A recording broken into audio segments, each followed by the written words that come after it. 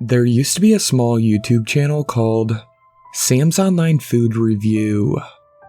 It was run by my best friend, Sam Ryder, a channel full of videos that consisted of Sam eating and reviewing food and drink before a camera. His channel garnered around 10,000 subscribers, which although wasn't huge, it was big enough for Sam to be dedicated to it.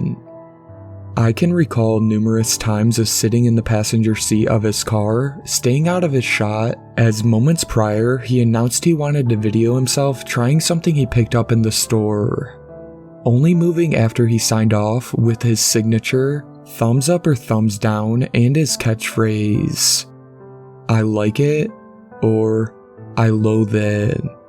He was liked for his friendly attitude and happy all-around good guy persona. He was well received by his audience.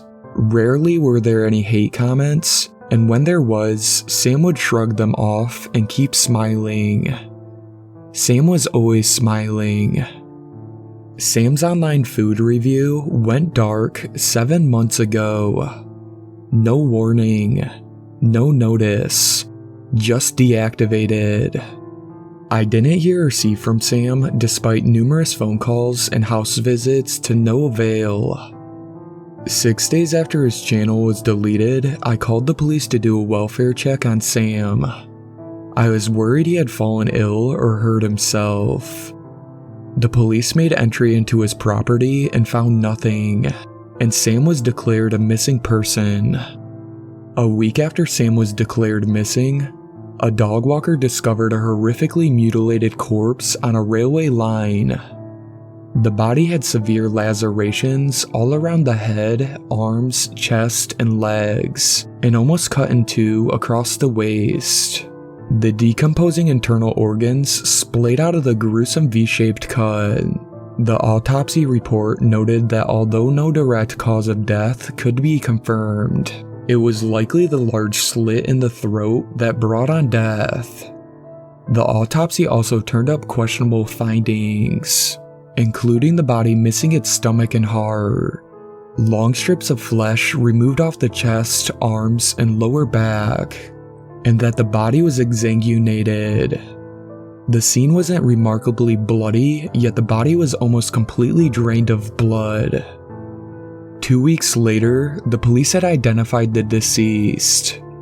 Despite the damage that had occurred to the corpse, the teeth were intact enough to get a viable reference for dental records.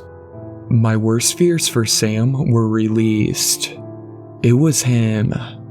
The police investigated, but could not find forensic evidence of any other person being on the scene. They eventually came to the conclusion that he was hit by a passing freight train. The lacerations and disembowelment attributed to being dragged under, and the missing organs explained away as being eaten by wildlife. A fox maybe. Sam's mother decided it was best to cremate what remained of her only son. I stood next to her as the beach coffin was pulled into the large furnace.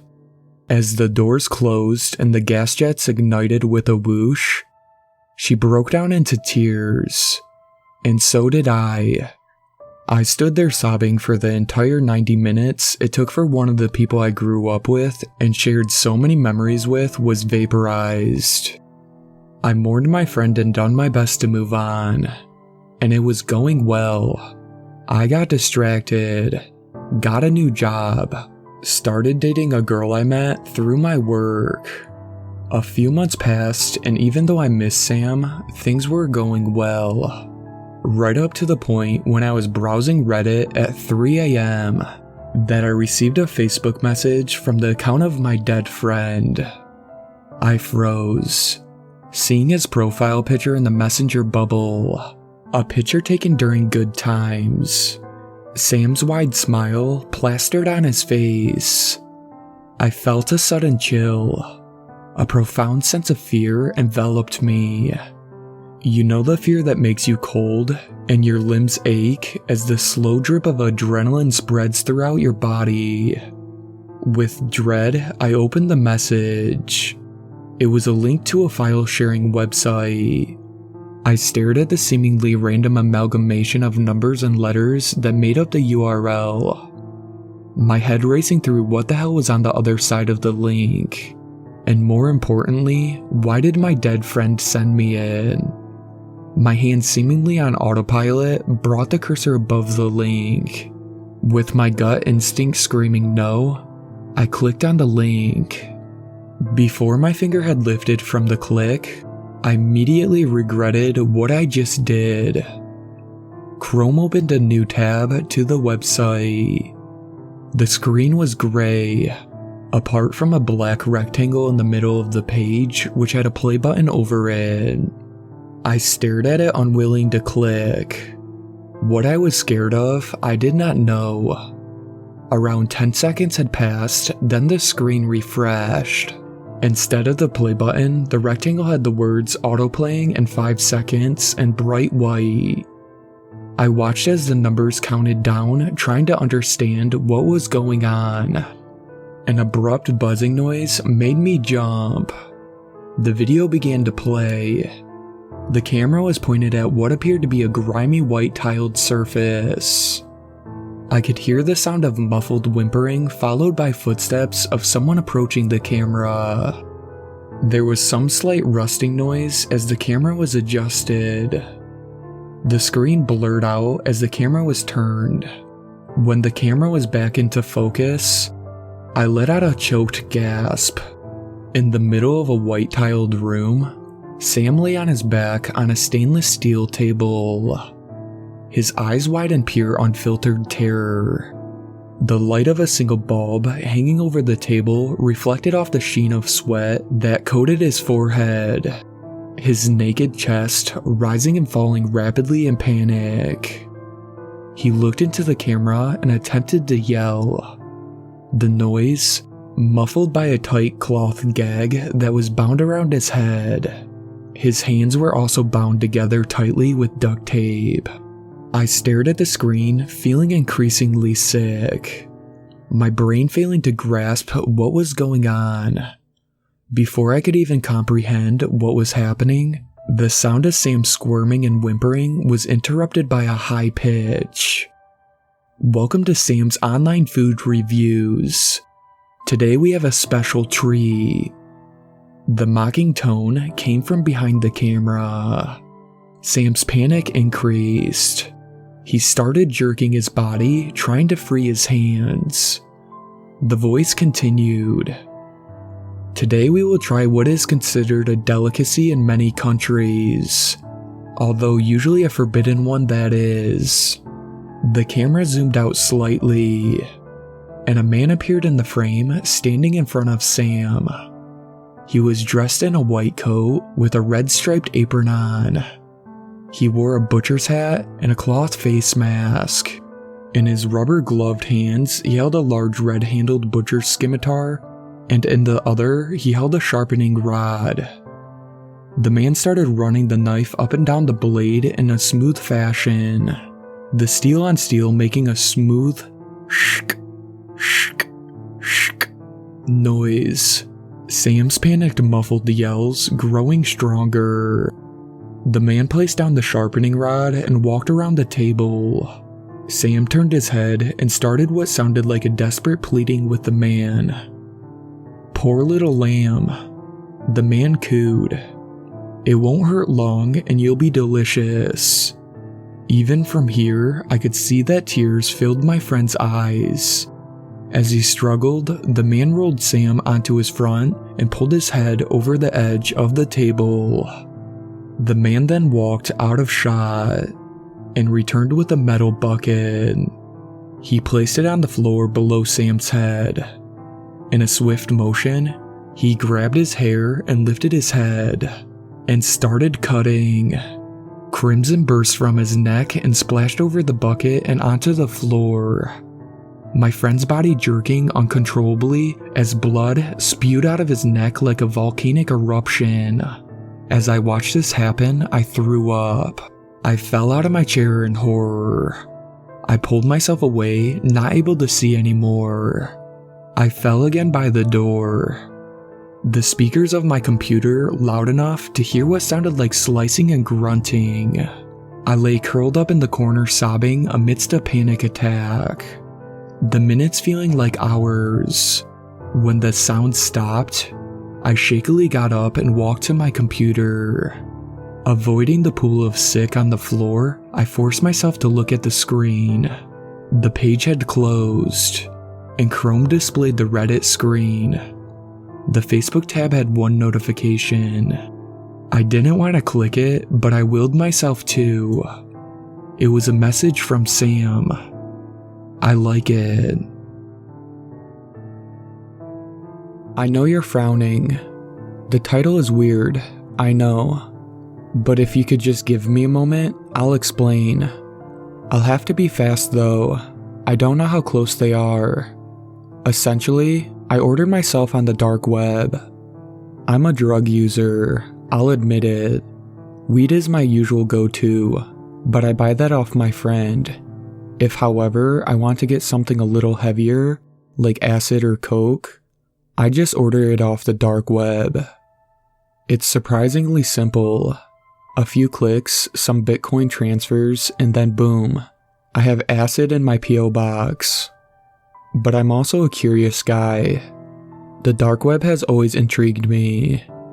Up until a few days ago, I had only been on there to buy drugs off the sites some of my friends gave to me. But late one night, I was sober and at home, which was a rare thing for me. So, since I was bored, I decided to boot up my Tor browser and try to see what sort of fucked up shit I could find on the dark web. If you've ever been on the dark web, you'll know that you can't just search up red rooms or hitmen for hire and get results. No, you have to find links to these websites first. So I hopped back onto Google again to try and find some links to a messed up website. I know it's weird that I was actively searching for the worst, but as soon as I got on the dark web that night, I had a sense of morbid curiosity overcome me. Anyway, I spent a little while trying to find some links. Anything that I found though was either too tame for me or the links didn't work. At this point, I was about ready to give up, and I wish I had. But in one final attempt, I clicked on Reddit, hopping onto r/deepweb. I didn't think I'd find anything, so I just scrolled through hot for about half an hour before sorting by new. Then, I found it. One simple text post titled, Slayer's Assassination and Life-Ruining Services. In the text box in the post was what seemed to be just a random assortment of numbers and letters. It took my tired brain a second to figure out what it was, but I realized pretty quickly. It was a link, presumably to a hitman website. So, I decided to paste a link into my dark web browser, and what do you know? It worked. But before I decided to go any further, I figured I should go back to the OP's profile to see if they have posted any other dark web links. However, when I went back to the post in question, OP's profile was deleted. Weird. Anyway, I reopened my dark web tab and hopped onto the site. Up along the top of the website was its name, Slayer's Assassination and Life-Ruining Services, and next to it what looked to be a skull inside of a crosshair. I chuckled when I saw that. The site must be fake. Upon scrolling down, however, I was not disappointed. There was a paragraph of white text on a black background, in a small box to the right of the text that just said, Place an order. The text was the main part though, as it took up most of the page. It read, Slayer's Assassination and Life-Ruining Services offers everything from acid attack, crippling, blinding, castration, torture, rape, beatings, and good old death. We have the lowest prices out of any other company running similar services, and we are worldwide.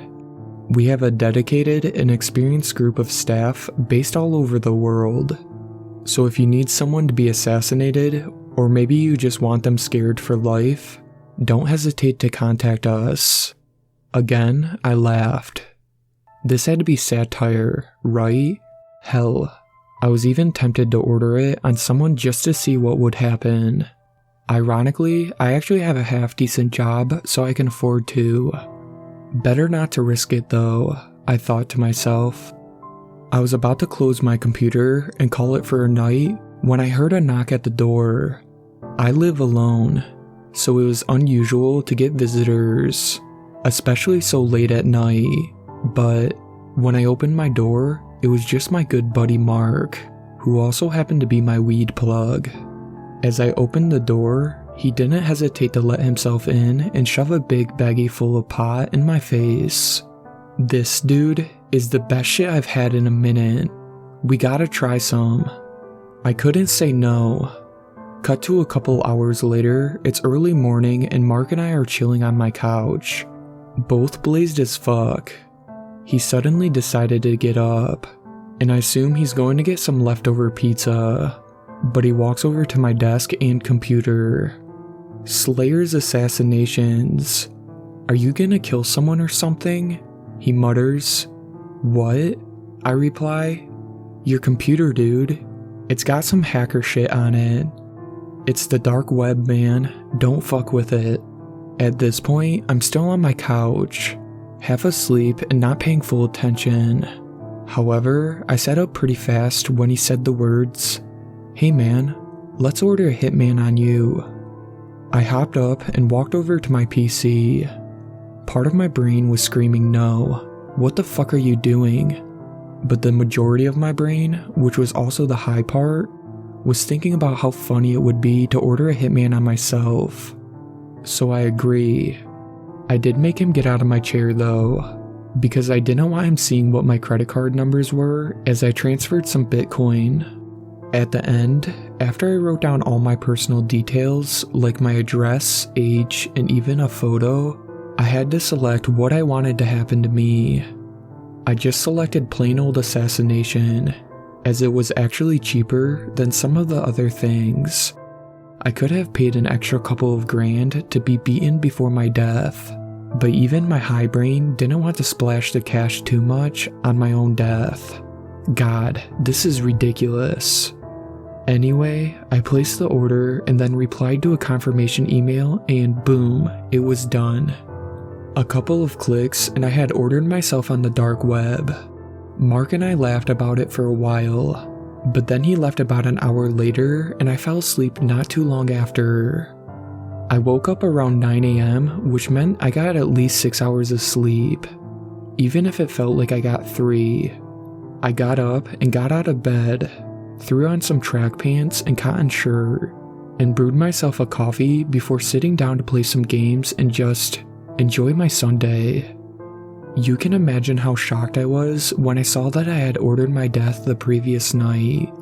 Even though I thought the site was bullshit, I still felt a pit open up in my stomach. Even when I'm high, I usually can make sensible decisions. I chuckled. Not like I could remember it anyway, but I guess Mark's new shit really was good. I would assume a normal human being would do something else, but I was still kind of out of it from the night before, so I just carried on with my day. I was a little more paranoid, sure, but as I said, I just assumed it was bullshit. I even laughed at the email I got from the website, saying that their hitman has been dispatched and was on its way. It was like ordering a package off Amazon. I was tempted to email back and ask for same-day delivery, but I didn't need to ask because that's exactly what I got. I didn't see it arrive, but around the time I started to cook myself a shitty dinner, I noticed a blacked-out sedan parked on the other side of the road from my house. I didn't live in a rural area, but there was a lot of trees and bushes between each of the houses on my street, so I would be surprised if any other house saw the car except for mine. At this point, I was freaking out. What if the site was real? Even though I'm a big guy, I was freaking out. I don't own any weapons, aside from a slightly larger than average kitchen knife. Fuck it. I'm confronting it, I decided. I put on a hoodie and slid the knife into the front pocket, before waltzing on out of my house and walking right up to the driver's side window of the vehicle. Even I was astonished at my own courage. Knocking on the window, nothing happened. It was rather anticlimactic. I was fully prepared to have to fight for my life, all because I did something really dumb while I was baked. But, like I said, nothing happened. I even put my head right up to the window, as if there was a reflection, to try and get a better look to see what's inside. I could barely see what was inside of the car, but all I could make out were 2 empty seats. No one was even inside. I had got all hyped up for nothing. I decided to wait out by the car for a bit, but after a half hour or so, I was hungry and had to go back inside and take my dinner out of the oven. I swear, it was only a minute between me going inside to take my dinner out of the oven and looking back out of the window, and the car being gone.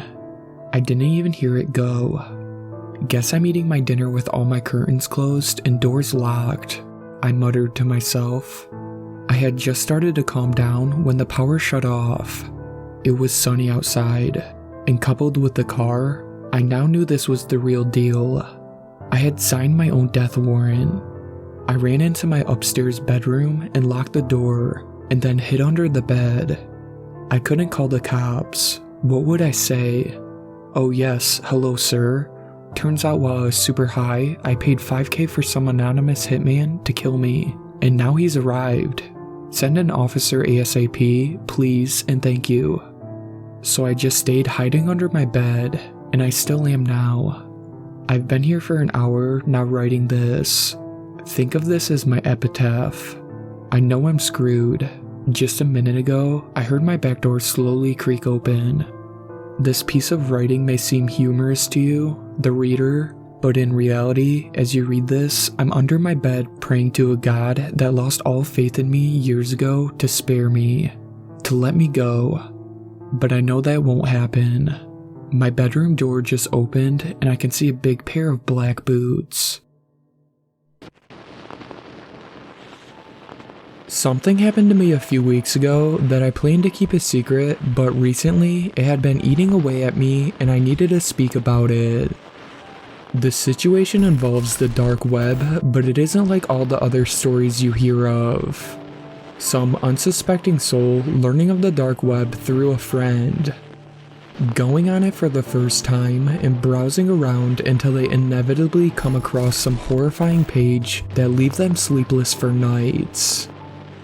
No, this is the opposite. To be honest, I'm actually the one who would be terrifying these curious souls. You see, I'm a dark web prankster, meaning I spend my free time on the dark web messaging with unsuspecting strangers. I join chat rooms and send them links to gory but obviously fake videos. I play similar videos in place of my webcam in private chats, tricking the other user into thinking they are chatting with a psychopathic killer. My favorite trick, though, is taking control of their cursor, manipulating the chat room and making the site unclosable unless they turn off their machine. This one gets the most screams and appalled expressions, and it is all achieved through running some simple bash scripts. Now, some people may think this is cruel, but I see it as a service. A free one at that. You see, these people come onto the dark web for these kind of experiences. They hear somebody tell a scary story of their experience on the big bad dark web, and they want to be able to tell similar stories in a sad attempt to be interesting. They come looking to be terrified, and I ensure they aren't disappointed. Of course, I get my own enjoyment out of it, so it's a win-win. But recently, this has all changed. If you fly too close to the sun, you will eventually be burned. I am burning. The night started like any other. I got back from work, made some dinner, and after washing up, I logged onto my PC and got to work. I jumped around a few chat rooms, but they were unusually quiet or taking way too long to connect. And when they did connect, people left before I got a chance to mess with them. Eventually, I was able to keep someone around for more than a few seconds. They were some bald dude with a gnarly scar across their nose. His ears and face were both heavily pierced, and he had a python tattoo wrapped around his neck. A tough guy. They were always fun to make cry like a baby. The way I usually do these pranks is I keep the screen blank until I see the person. Then I choose from the collection of cam clips I have and slowly escalate it from there. For this specific instance, I chose a clip of a cute girl who starts by smiling and waving. The man smiled back and began typing until a message popped up. "Hi, you are cute. Thank you. I like your tattoo." We went back and forth typing and discussing ourselves until I decided to start the fun. I took down the video of the girl and replaced it with a video that starts with a man tied to a chair. A masked man then begins to beat the man in the chair with a hammer. To my surprise, the man didn't seem horrified. Instead, he began to wholeheartedly laugh before sending another message. Funny, but I preferred the lady. I replied telling him to shut up or the girl will get it next. Once that message sent, the man's laughter stopped, and he began to stare into the camera with a cold, emotionless gaze. "You shouldn't be so rude." That message was the beginning of the end for my pranking. He began to type again, and when he stopped, my jaw dropped and my fun was over. He sent the message and it was my full name. I quickly moved my cursor up and tried to exit out of the chat, but my cursor froze before dissipating before my very eyes. I opened my console and began to frantically type some commands, but each one was denied. Slowly, the chat began to turn black with red fun. I was in a full-blown panic now. My heart was racing and I felt like I had spikes sticking into my arms, legs, and neck. I couldn't control my breathing, and I was sweating profusely. All the while, that psycho was smiling into the camera, his dirty yellow teeth glaring at me as he continued to type. "Let's have a look, shall we?"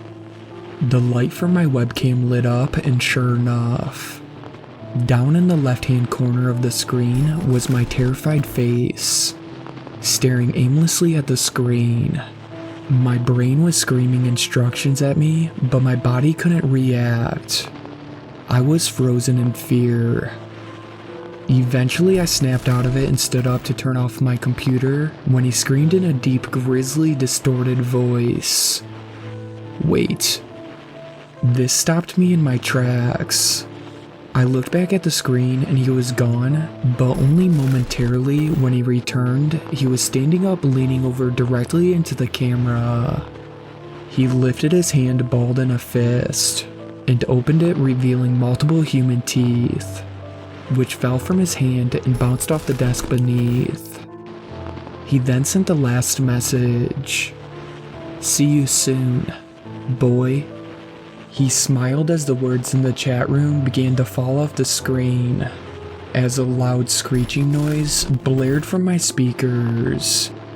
Just then, my computer switched itself off, leaving me standing staring at my reflection on the darkened monitor. I must have stood there for at least 5 minutes before I snapped out of it and went to bed. I didn't sleep that night. I couldn't. Every time I closed my eyes, I saw his horrifying smile, and I heard that disgusting sound of the teeth hitting the desk. I called in sick to work the next day so I could try to relax, and I went for a run to clear my head. It helped enormously, and 3 days later, I had put the whole experience behind me. However, a week ago, about 10 days after the incident, something happened which has made me tell this story.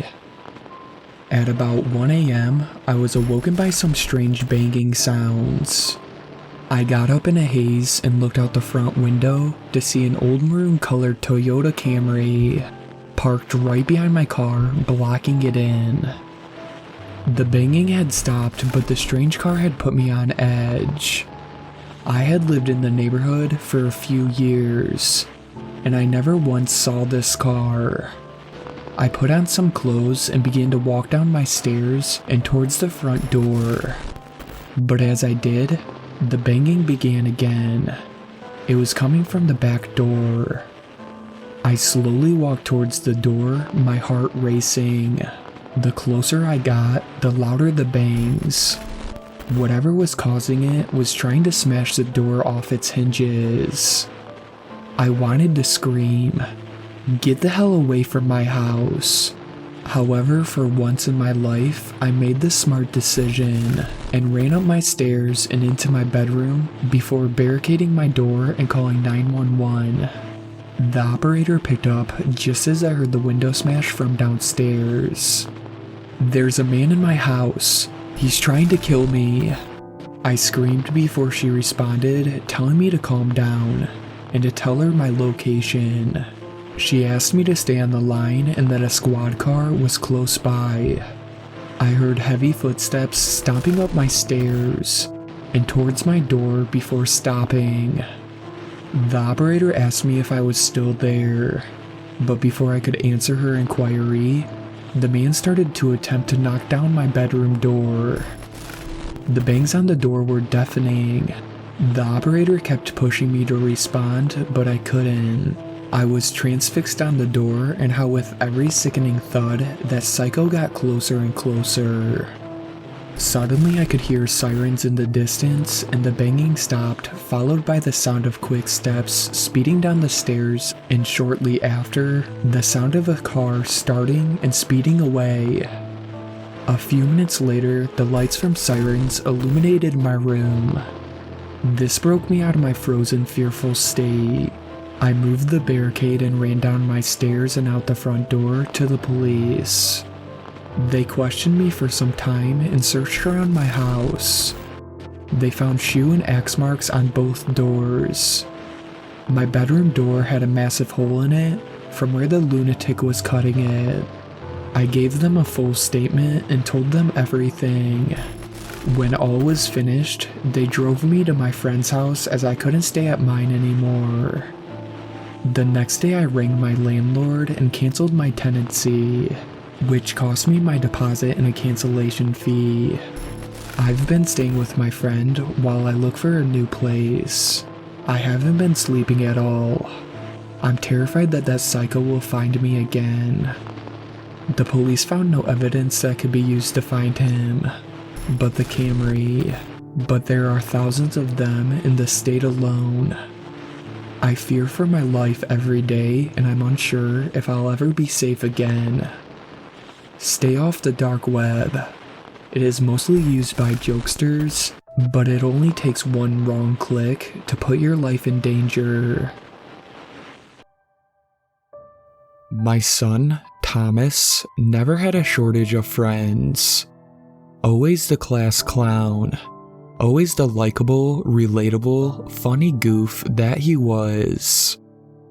He passed away 2 months ago. He jumped off an overpass and landed on his neck. He was 17, and I'm writing this for him because he wanted me to. I know a lot of you know about the internet and the dark web and all of that. The thing is, I didn't. And maybe if I had, my son would still be alive. Please, stay off the dark web. The game is called Veritatem Decare, and I'm an American English speaker, but I believe it means something along the lines of tell the truth in Latin. I only began to notice things after his last few months. Troubles at school, which he never had. He sat behind a girl in class and cut a chunk of hair off her head. He was suspended. I would look through the history of his computer to find violent videos, people being murdered and sodomized. Video after video, white powder substance all over his room, salt lining his windows. We took him to the dentist because of an infection on the side of his mouth. The dentist examined him and pulled me aside to let me know my son had pulled out and crushed 3 teeth in his mouth himself. The last straw was when I caught him in the bathroom about 2 months before he died. He was carving some sort of symbol into his arm on a live stream. I figured his odd behavior must be a cry for help, thinking maybe he was depressed or suicidal. He was hospitalized for a week and then released. 2 weeks later, my son died. A month before my son died, every person in my family received an email. Each one read, "Ask Thomas about the little girl who died down the street. Ask him what he knows. Make him tell the truth." The email came from an anonymous sender, and when confronted with it, Thomas began to get nervous and visibly sick. Who sent it to Thomas? I want to know. If this is some sick prank to scare your little sister, it's not funny. I leaned against the counter and crossed my arms. The email pulled up on the laptop in front of my son.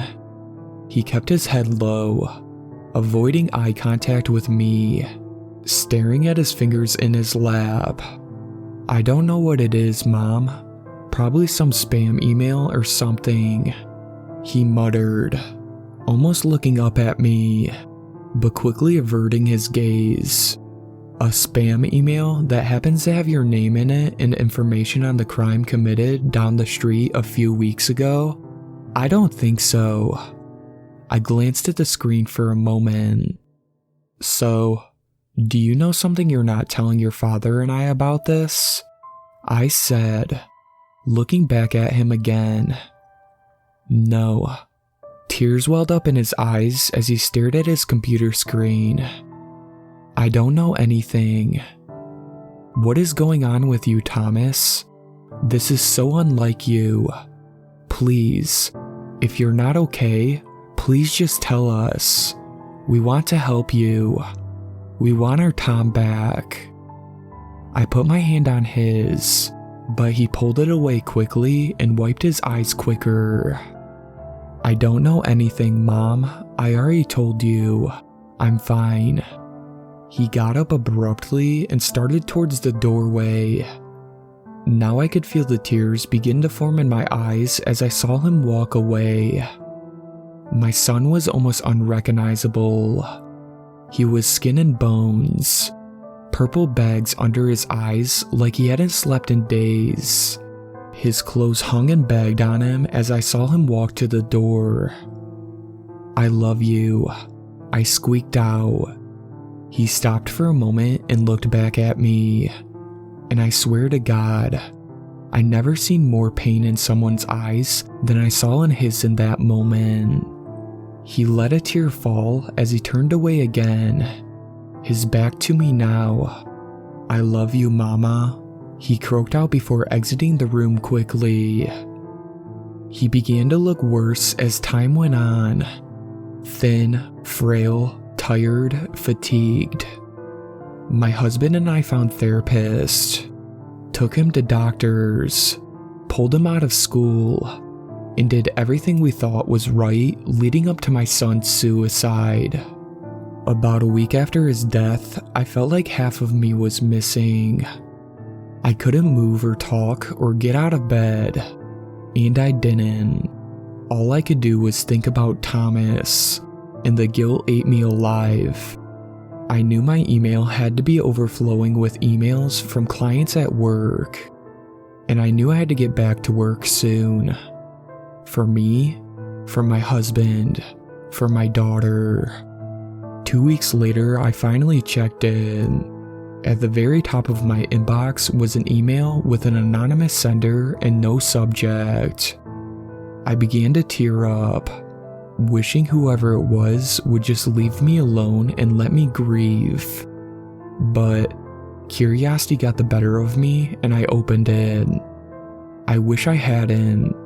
The email was nothing but 9 black words that read, "He did it, and the game is not over." Boredom is hitting everyone hard right now. With social distancing a top priority, we are all finding interesting ways to keep ourselves occupied. I think I may have ventured a little too much though. It all started 3 weeks ago, sitting in my bedroom. I tossed a softball into the air for a few minutes before I sat up on the edge of my bed. I looked over at my laptop I had been neglecting since I dropped out of college. I turned it on and began surfing. Nothing much had changed on the net. I visited all the regular sites I used to: Pinterest, YouTube, and Tumblr. I thought about what I could do with that piece of technology. This triggered a craving I had for a long time. The want to visit the dark web. I had heard only terrible things. It's a place to find organs, drugs, and weapons. I had no use for any of those things, but still, curiosity got the best of me. Before I knew it, I was downloading the browser that would bridge my access. Aside from all those scary things I could find on the dark web, I had seen some videos a while back about mystery boxes. You can pay anywhere from $5 to hundreds of dollars for a plain brown box filled with goodies. The contents were undisclosed, hence the mystery part. This could be something fun, as it was definitely enticing. A 5-minute search landed me on a site that had exactly what I was looking for. Now, I did not have much cash to just blow, so I kept a modest budget of $20. I searched through countless sellers, although I could not exactly tell you why. There was no way of determining which would be the best option, since the descriptions were quite vague. Still, I was a little nervous. I was flushing a crisp Jackson down the toilet. Knowing my luck, I'd receive a box with a chewed up piece of bubblegum inside. My laptop was one of those you could fold in half and turn it into a tablet. So I decided for fate to choose my purchase. I entered my budget in the filters and converted my laptop to tablet form. I closed my eyes and swiped my finger upwards, then pressed down to make my selection. The selection was not all that great, but I was tired of searching already. I read through what was available. Mystery box, life-changing, valued at priceless, my loss, your gain, winky face. Sounded good enough to me. My lips pursed as I typed in my credit card information, name and address, as if my body was not agreeing with what I was commanding. The box arrived just 3 days later. I could hardly contain my excitement as I carried it into my bedroom. I sat it on my bed and studied it a bit. No return address. Typical. My fingernails began picking at the tape and tearing away. Pulling the flaps apart revealed sparkly tissue paper. Cute. The content inside? Not so cute. There was a muddy pair of shoes. No big deal, I guess. But it was a little weirder that the pair of shoes seemed brand new. The soles were not worn out. The tongue did not have any creases and wrinkles that you would expect. and the insides were almost spotless. The next item was tiny, black, crushed velvet bag. The kind of bags you pull closed with strings. The feeling was not very impressive. I shook the bag around a bit and thought it sounded like little rocks inside. I pulled the mouth apart and poured out the contents into my hand. An audible "fuck" escaped my lips. My hand flipped over to break the contact it had with my skin. They scattered. Teeth? Really? I let my body rid the creeps by giving a little shiver. I peered back in the box. One more item remained. A diamond ring. Maybe this box wasn't such a dud after all. I'm no jeweler, but I did know that a quick look at the band of authentic gold would most likely result in finding the carats in small print. $18K. Not bad. I sized up the ring, which was visibly small. I wondered if I could have it altered. I might as well get something usable out of this. The next day, I carried my small finding to a local jewelry shop. I inquired about the authenticity, which they verified. A small fee, and a day later, I was sporting new ice. I was pleased with my purchase enough to leave a modest review to my seller. But when I tried to rate him or her, my laptop froze up. I tried everything I could to reboot with no success. Holding down the power button, closing and reopening, pressing a combination of keys. Finally, I gave up and let it do its own thing. An hour later, it finally powered off and restarted. I blew this off as a mandated update. The screen displayed the typical downloading files, followed by a slow restarting bar filling horizontally. After all that mess, I did not bother to revisit the website. I had probably caught a bug on the damn thing, and was lucky it still worked at all. My day was interrupted by a knock on the door. At the other side of my door stood a man who towered over me. I only poked my head out and placed my hand on the outside of the door, almost hugging it, obviously uncomfortable with an unexpected visitor. The man at the door verified my name, then asked if I would follow him down to the station, just to ask me a few questions. Station? What station? I asked.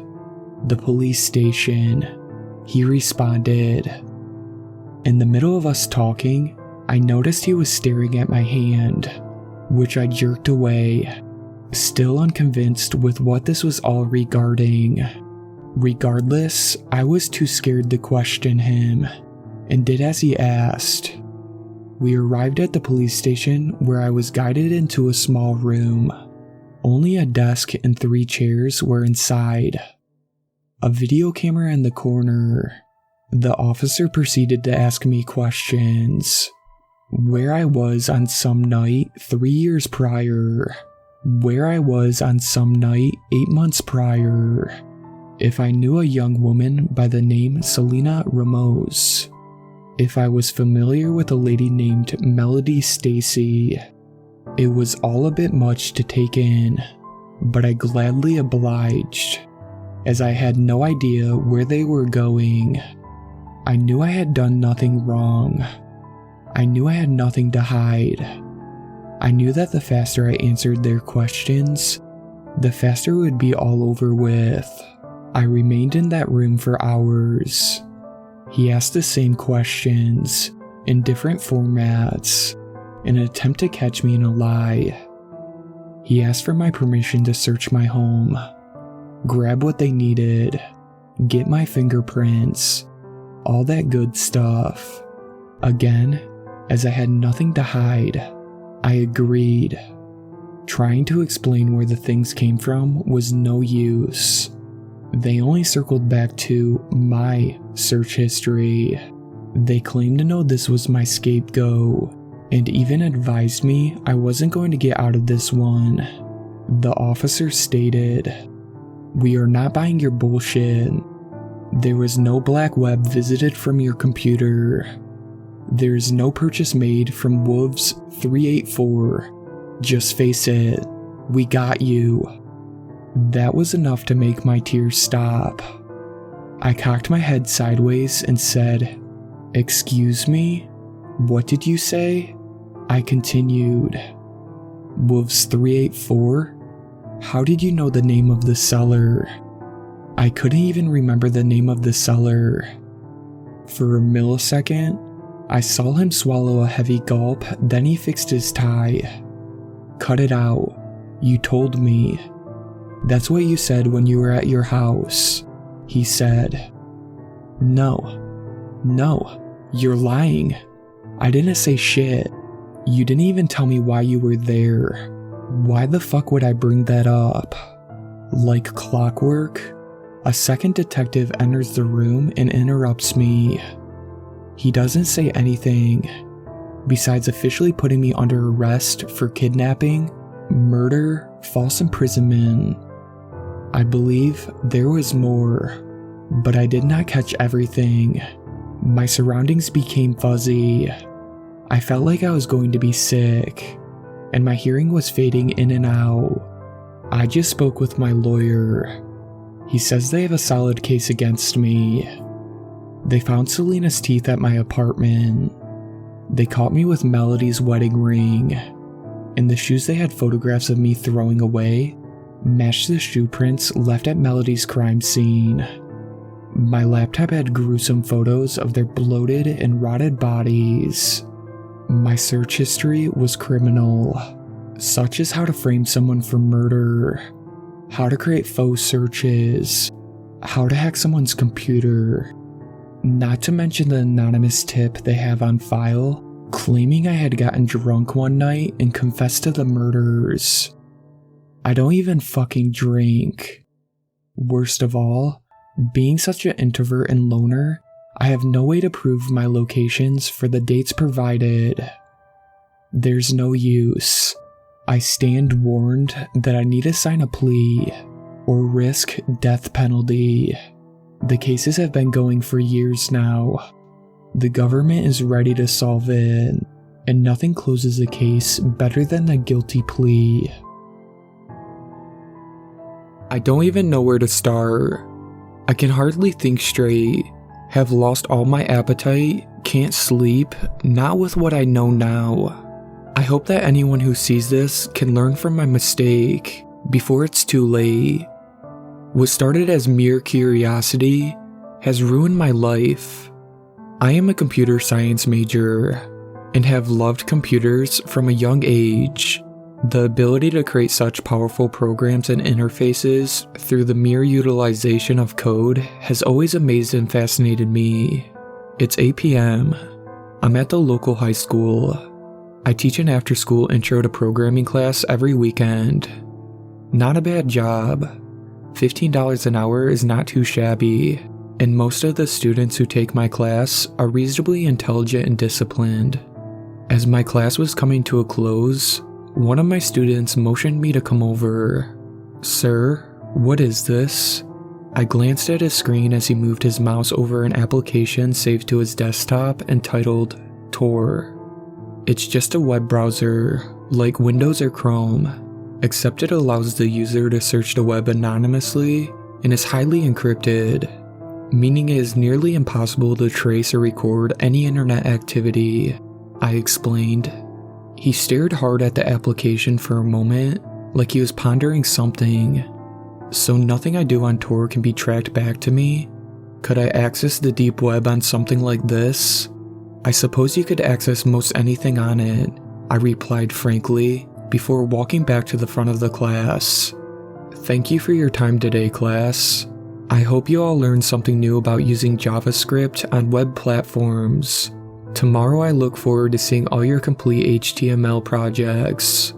Enjoy your evening. Class is dismissed." Like every other day, I drove straight home, watched Netflix for an hour, then went straight to bed. Needless to say, I didn't have the greatest social life. The next day is when things started to get weird. When I showed up to class 15 minutes early to prepare, I found that same boy sitting outside waiting. "What are you doing here so early?" I asked, genuinely perplexed. He looked at me straight in the eye, and I felt immediately that something was wrong. There's something I need to show you," he stammered. I felt uneasy and confused. This behavior was unlike him. He hardly ever talked in class. With the exception of an occasional question, much less showed emotion. I downloaded Tor on my computer last night after I got home. I was curious and just wanted to check it out, he said uneasily. But when I woke up in the morning, I noticed I received several anonymous messages. He pulled out his phone, unlocked it, and handed it to me. My eyes were immediately widened. "Stop now. We know who you are. We know all about you. Stop what you are doing. This is your only warning. We are watching you." There was no phone number attached. It just said, "Private caller." Probably just a prank text, I reasoned. "Do you think this could be related to Tor?" he asked nervously. "Nah, I doubt it. The shadiest stuff that ever happens here is the buying and selling of illegal weapons, drugs, and stuff like that. I've never heard of anyone getting stalked from using it. Plus, there's no way they could get your phone number, especially when you're using an encrypted browser," I declared, trying my best to sound confident. "Wait, about what time did you use Tor last night?" "Like 9:30, right before I went to bed." "And what time did you get those texts?" 9:41, he said, blinking slowly.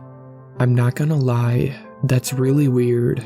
Just don't use Tor tonight and see what happens." "I won't. I definitely won't. Thank you for your reassurance." He smiled genuinely and appeared to have finally calmed down. "Have a seat. Class will start shortly." The rest of the day went more or less as usual. The students presented the websites they had created, and I assessed and critiqued them. Class ended, and I went straight home as I did every other day. This night, however, I didn't watch Netflix. I downloaded Tor. I felt I had no other choice. I had to get to the bottom of this. It was my moral duty. If anyone was qualified to research this browser, I was. I knew everything from how to encrypt my VPN from any server to my computer, hacking, and everything in between. Download complete. My screen read. Right before I could dive in, I felt a wave of uneasiness hit me.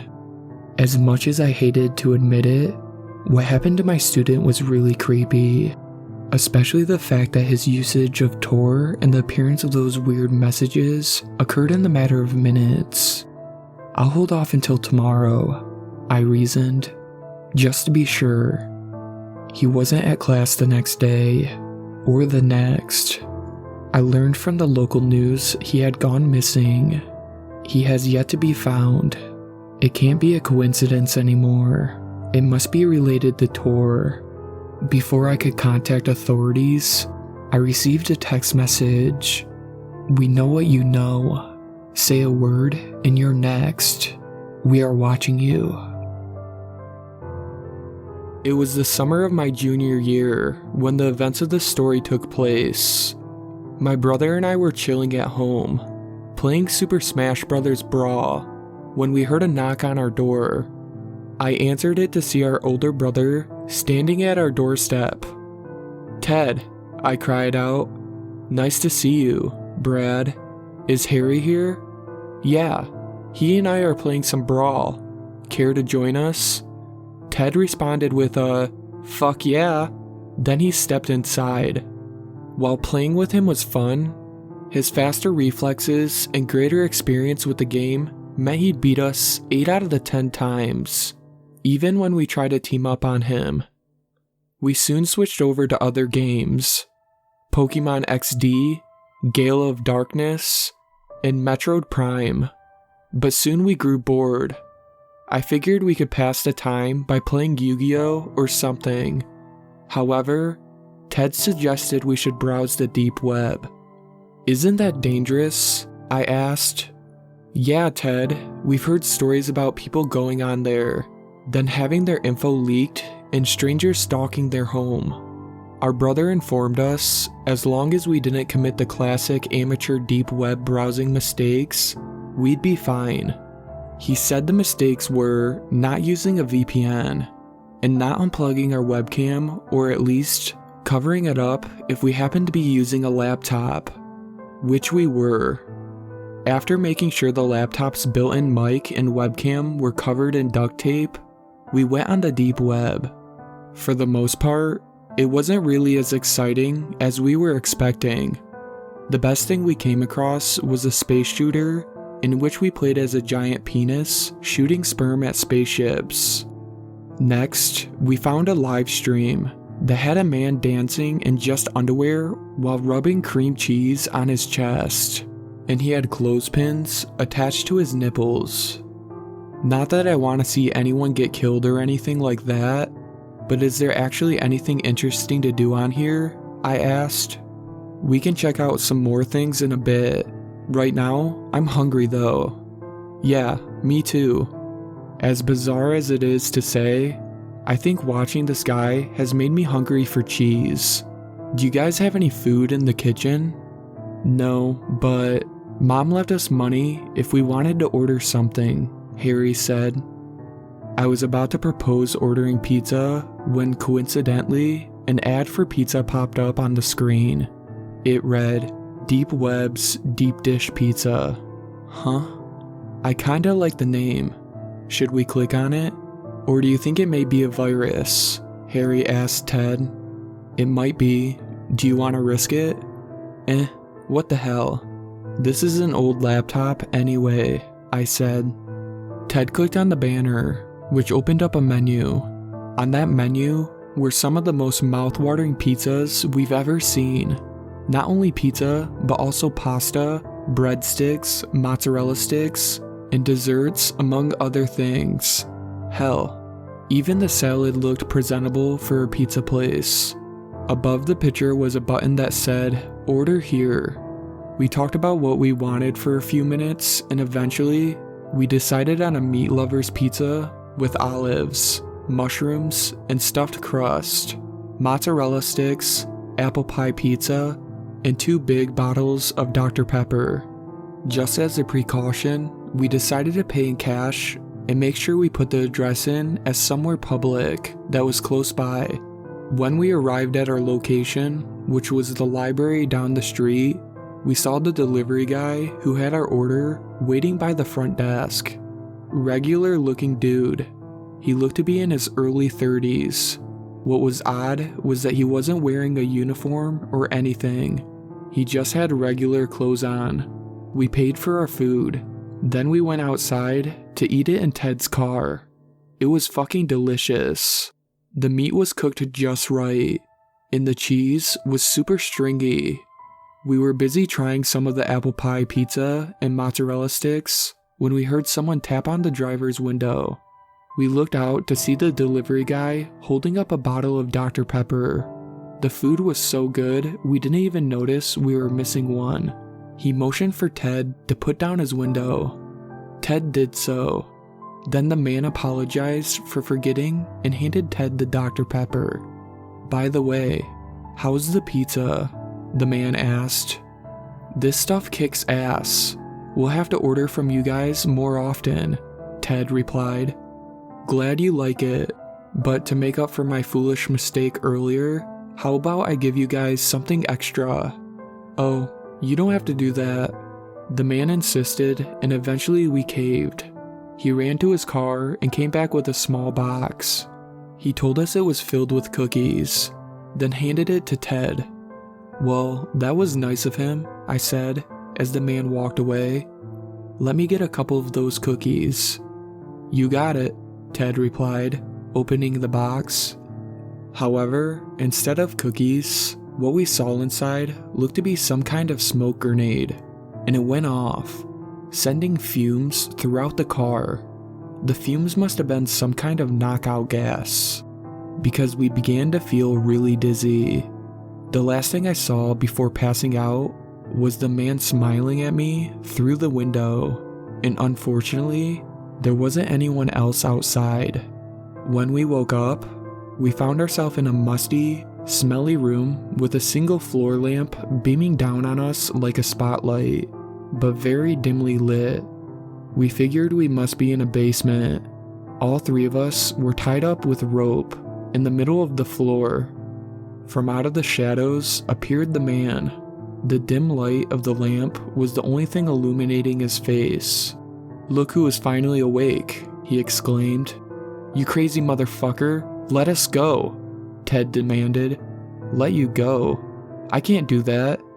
I like to share something with my customers who appreciate my cooking." "Wait, you made those pizzas?" I asked. "Yes, I did. I run this business all by myself." "And what exactly are you going to share with us?" Harry asked, hesitantly. "They say you are what you eat, so I'll make you guys into a pizza," he said, flipping a switch to turn on the overhead light. Now, you may be thinking, if he had a regular light, why did he even bother with that stupid lamp? To be honest, I don't know. The man was odd, to say the least. The only thing I can think of is that he did it for the dramatic effect. Anyway, when he turned on the light, it revealed at least a dozen naked corpses hanging on the hooks along the walls, and they each had parts missing. One girl had her head missing. The man laughed when he saw our horrified expressions. "You sick fuck," Harry cried out. "Never heard that one before. Oh, and just so you know, this is where the meat for your meat lovers pizza comes from." "Wait, so you mean that we've been eating?" "That's right, bitches, you've been eating people meat." All three of us started gagging. "Oh, come on, don't throw up. I have enough cleaning to do as it is," the man said. "And I'm guessing you are going to kill us, then make us into toppings," I asked. "Hey, you catch on quick. Now I'll give you all a couple of minutes to decide who will be first," the man said, sharpening a knife with his back turned. I looked over to see what my brothers were doing. It turned out Harry and Ted had found 2 shards of glass that the man must have forgotten to pick up, and they were trying to cut away their ropes with it.